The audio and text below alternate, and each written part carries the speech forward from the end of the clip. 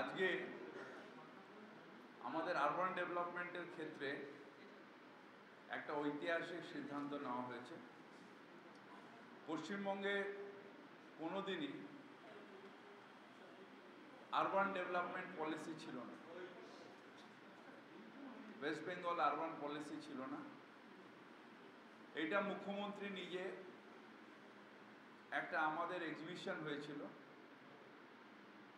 সেখানে উনি এটা অ্যানাউন্স করেছিলেন এবং এখানে একটা গ্রুপ অফ মিনিস্টার্স করেছিলেন।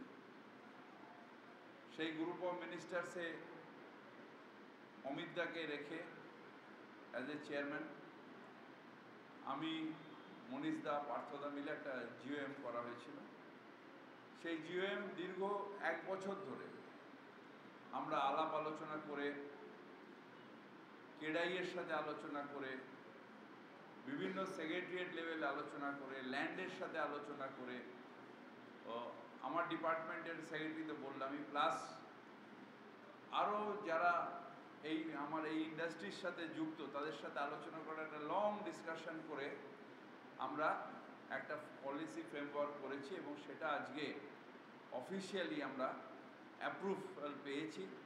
আমাদের ক্যাবিনেট কমিটি অন ইনফ্রাস্ট্রাকচার তাতে এর অ্যাপ্রুভাল হয়েছে, অর্থাৎ এটা আমরা বলতে পারি সগর্বে যে পশ্চিমবঙ্গের এখন একটা আরবান পলিসি রয়েছে।